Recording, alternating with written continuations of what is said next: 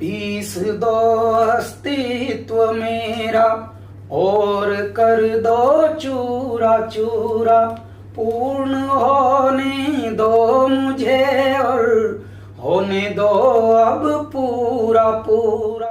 चलो गोता खाए संगम में, कर तीर्थ स्थावर जंगम में, हर हर हर नर नारायण है, यही आदि अंत परायण है। जहाँ अगम अलौकिक ज्योत जले, चलो कुंभ चले, चलो कुंभ चले, चलो कुंभ चले, चलो कुंभ चले, चलो कुंभ चले, चलो कुंभ चले, चलो कुंभ चले, चलो कुंभ चले। Welcome back to the channel of mic to mic. आज हम जिससे बात करेंगे वो महान singer the Kailash Kher sir हैं। आज हम जानेंगे कैलाश खेर, द कैलाश खेर कैसे बने, उन्होंने कितना रियाज किया, उनका नाम कैलाश खेर कैसे पड़ा। साथ ही साथ हम ये जानेंगे जब वो संस्कृत में गाते थे तब साधु अपने दुशाले खोलकर शुद्ध बुद्ध छोड़कर नाचते थे। हम ये भी जानेंगे उन्होंने अपने रियाज में कितनी मेहनत करी और उनके ऊपर आदि योगी का क्या क्या हाथ था। खाएं संगम में, करें तीर्थ स्थावर जंगम में। स्थावर होता है जैसे हमारे तीर्थ स्थित प्रज्ञ हैं, जहाँ रामेश्वर धाम है, रामेश्वरम पीठ, ठीक है जी, और हमारा द्वारका पीठ, हमारा केदारनाथ, बद्रीनाथ, ये हमारे 4 पीठ हैं। देखिए, उसके बाद आप दंग हो जाएंगे। ये तो स्थित प्रज्ञ पीठ है, तो इनको स्थावर कहते हैं। लेकिन जो जंगम तीर्थ होते हैं वो होते हैं जब परमात्मा आपके यहाँ स्वयं आ जाए। वो कैसे आते हैं? वो संत रूप में आते हैं, महात्मा रूप में आते हैं, उनको कहते हैं ये जंगम तीर्थ हैं। जैसे गुरु नानक देव थे, जैसे स्वामी विवेकानंद थे, रामकृष्ण परमहंस थे, गौतम बुद्ध थे। ये जंगम तीर्थ थे। ये जहां जहां जाते थे वहां वहां जगाते थे। तो करें चलो गोता खाएं संगम में, करें तीर्थ स्थावर जंगम में, हर हर हर नर नारायण हैं, यही आदि अंत परायण है। सदैव भी यही हैं, आदि भी यही हैं, अजर भी यही हैं, अमर भी यही। जहां अगम अलौकिक ज्योत जले, चलो कुंभ चले, चलो कुंभ चले, चलो कुंभ चले, चलो। Today we have a great guest with us, the Padma Shri awardee Kailash Kher, आदि योगी, जो गाते हैं तब इंसान सुनता नहीं है, खो जाता है। वो योग साधना को, चक्रास को एक्टिवेट करते हैं। सर, मैं आपका शत शत नमन करता हूँ, आपने हमें बार नमन, आपको प्रणाम। यस सर, आपका नाम खुद कैलाश खेर है, कैलाश शिव की जगह है, आप आदि योगी गाने गाते हो। सर, ये संयोग कैसे है? ये ईश्वरीय संयोजन बोलूंगा मैं इसको, क्योंकि मेरे ब्रदर का नाम, मेरे भाई का नाम है महेश। Okay sir. और हमारा नाम है कैलाश। हमको पता भी नहीं था। अच्छा, घरों में भी इस संसार में, भारत में बड़े लाड़ के छोटे छोटे नाम होते हैं, हमारा वो भी नहीं था। मेरी माँ भी जब भी बोलती थी कैलाश, ओ कैलाश, तो बार बार हमको ये नाम ही प्रतिध्वनित जब करता था हृदय में, तो कुछ तो मुझे लगता था कि शायद मेरा नाम बहुत अलग है। जब माँ पुकारती है तो बहुत कंपन होता है। और ये तब होता था जब हम, मान लीजिए, डांट भी पड़ रही है किन्हीं बातों से, वो भी देखते हुए आए, फिर भी माँ के मुख से कैलाश शब्द भी ऐसा लगता था जैसे ईश्वर कहीं कोई पुकार गूंज रही है। हाँ जी सर।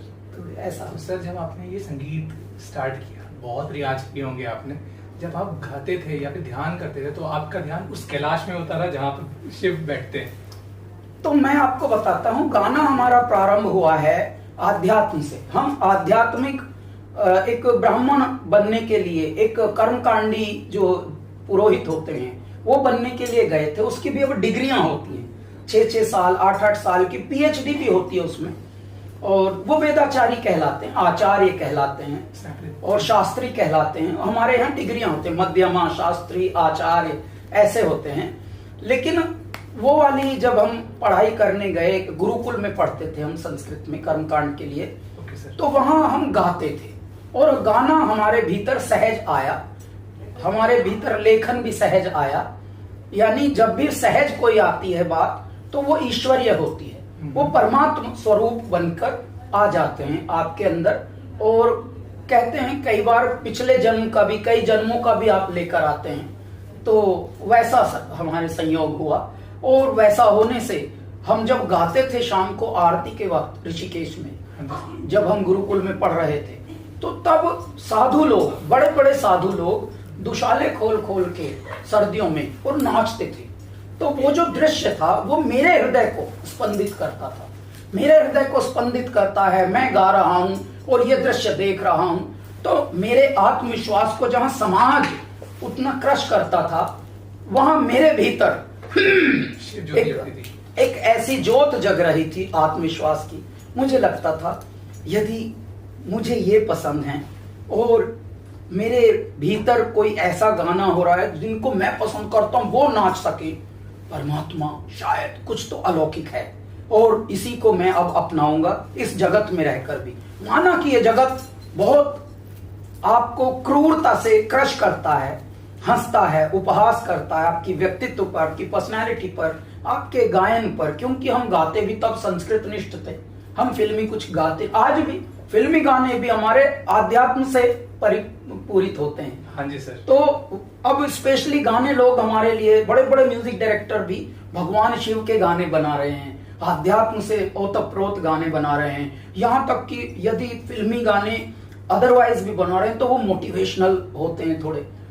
और जैसे हम लोगों ने फिल्म में भी म्यूजिक किया, तो एक गाना है चकलैन दे, नहीं तीर तलवार नहीं गोली, तो खुद है तेरी फौज तू ही टोली, तारों को पकड़ लैन दे, तेज धारों को जकड़ लैन दे, आज फट्टे चक लैन दे, और सूरज को तक लैन दे। तो हम लोगों के जो भाव होते हैं वो सिर्फ शैलो एंटरटेनिंग नहीं होते। हाँ, उनके पीछे कुछ तत्व छुपे होते हैं। मैंने जो सर आपके जितने गाने सुने, आपके तत्वों को जाना, मैंने खुद ऐसा पहचाना है कि जब आपके गाने सुनते हो या तो आपको भगवत तत्व की प्राप्ति होती है या आपके अंदर वीर रस प्राप्ति होती है। दोनों है। देखिए, हर रस, हर चक्र, हर कुंडलिनी, हर आपका रोम रोम कोश कोश जागृत होना चाहिए। क्यों? क्योंकि आर्ट, कला, विद्या, ये जितनी शिल्प हैं, ये यदि आप ऐसे ना किसी को जगा दें, देखिए कलाकार में एक शक्ति होती है, वो बिन छुए छू सकता। Yes sir. और बिन छुए का छुअन जो होती है वो बड़ी गहन होती है। बिन छुए की छुअन यदि किसी को दी है परमात्मा ने, वो कलाकार को दी है, किसी शिल्पकार को दी है, किसी ऐसे कला के धर्मी को दी है जो इस दुनिया को शेप दे सकते हैं। इसीलिए उनका नाम कलाकार आया है, जो कल को देते हों आकार। The shapers of tomorrow are called कलाकार। Yes sir. तो इसलिए उनका धर्म है कि वो इस पृथ्वी को ऐसा शेप दें कि हाय राम, नो वंडर। देखिए कोलकाता, yes, छोटा सा उदाहरण बताएं, कोलकाता में शिल्पकार क्यों अधिक पैदा होते हैं? कुछ तो विशेष बात होगी। माँ के गाने नहीं, कुछ तो विशेष बात होगी। और भारत के तो खंड खंड में कहीं की ये विशेषता, कहीं की वो विशेषता। लेकिन जब आप कुछ पेंटिंग्स, कुछ लेखन, ये जो खंड है ये तपस्वियों का खंड है, ये मनीषियों की धरती है। और हर खंड आप उत्तर प्रदेश में देख, मेरे परमात्मा का अवतरण होता है। भगवान कृष्ण, भगवान राम, मेरे भगवान शिव की पहली नगरी काशी, जब धरती बसा रहे थे सप्त ऋषियों के निवेदन पर, उन्होंने काशी को बसा दिया। इसके बाद साहब देखिए, उत्तर प्रदेश, हरियाणा, मेरे परमात्मा को, जब मेरे नारायण को गीता की संरचना करनी थी, तो कहां अवतरण हुआ? जहां हुआ हरि का आना। हरि का यान जहां उतरा है वही होता है हरियाणा, हरियाणा। देखिए, तो अलग अलग खंड हमारे जागृत हैं, अलग अलग जो हमारे क्षेत्र हैं उसमें ईश्वरीय कुछ ना कुछ आपको दिख जाएगा। तो हम क्यों कहते हैं अरे यार ये वहां के हैं, ये उत्तराखंड के हैं, ये भाई हिमाचल के हैं? क्यों? क्योंकि हम कहते हैं मेरे महादेव की है ये जो पर्वतों की दुनिया है। और पर्वतों पे कौन रहते हैं? कैलाश भोले बाबा। बाबू, भोले बाबा तो रहते ही हैं, लेकिन पर्वतों में हमारे पहाड़ी लोग रहते हैं। इसका मतलब पहाड़ी लोग जो भगवान के पास और करीब रहते हैं और निकट, इसलिए उनका मन कैसा होता है? निर्मल। निर्मल। कहते हैं ना, ओहो देवभूमि के लोग हैं, ये दिव्य लोग हैं। ये है भारत, ऐसे निर्मित किया है मेरे परमात्मा ने। हाँ जी सर। जरा जल्दी से रैप अप कर सर मैं आपसे, आपने बहुत टाइम दिया आपका बहुत बहुत धन्यवाद। आपका महाकुंभ में प्रयागराज में मेरी तरफ से आपका स्वागत है। एंड सर आप आदि योगी का प्लीज एक गाना सुना गा देंगे हम। Yes.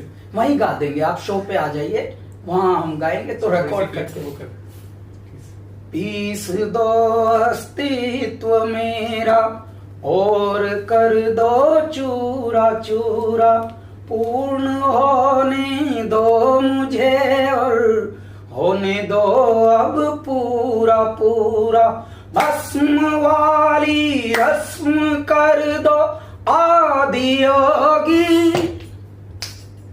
योग उत्सव रंग भर दो आदि योगी, बज उठे ये मन सितारी, जनन जनन जनन जनन, सांस शाश्वत सनन सननन, प्राण गुंजन घनन घननन, उतरे मुझ में आदि योगी। सर मुझे नहीं पता गंगा डांस करती, लेकिन मेरे अंदर गंगा आपके इस गाने से बह गई। Hariom. I am really thank you too sir, उन्होंने इतना प्रीशियस टाइम दिया।